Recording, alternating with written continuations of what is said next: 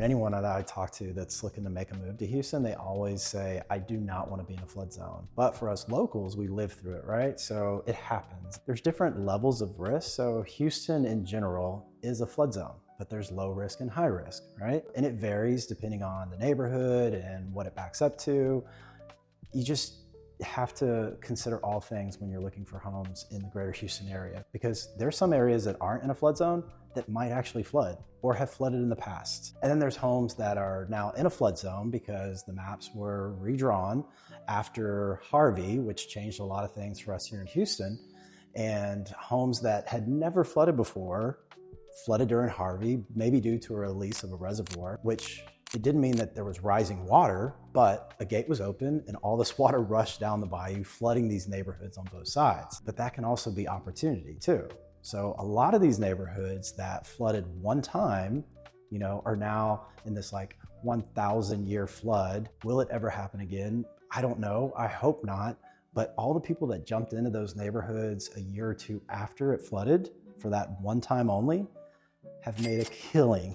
There's so much equity in those homes. So I wouldn't shy away from it completely. To be in that best neighborhood or to be zoned to those great schools, you might have to kind of give a little bit and consider, buying in. Maybe it's a 500-year floodplain, or maybe the street itself is in that flood zone, 100 or 5-year, but the house itself is not, right? So a lot of these homes that may have been flooded in the past, when they get rebuilt out of the floodplain, called the base flood elevation. So anytime we can gather more information through seller's disclosures, elevation certificate, these are things that help us and kind of look to see, where this home sits in or out of the flood zone. And it will vary and make a huge impact on the flood insurance. So if you're not in a flood zone, there's no flood insurance required. It's optional and it's at a low cost. But once you get into that 500 or 100-year floodplain, the cost goes up significantly, especially if that area is flooded multiple times in the past.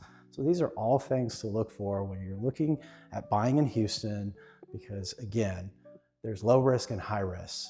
You have to mitigate, which one you want to be in. But take all these things into consideration before, signing that offer, making that offer, because you may miss out on a great opportunity just because the street is in a flood zone, or maybe it flooded one time in the past. The city of Houston has gone and they've mitigated a lot of the risk by improving drainage and widening bayous and doing all these things to, make it much better than it was, say, 10 years ago. So, what may have flooded then may not flood now because of these extra precautions that they've taken over time. From personal experience, I've had a listing that was in a neighborhood where it all flooded except for these 4 homes on this one particular street. In the greatest flood that Houston has ever experienced, it didn't flood.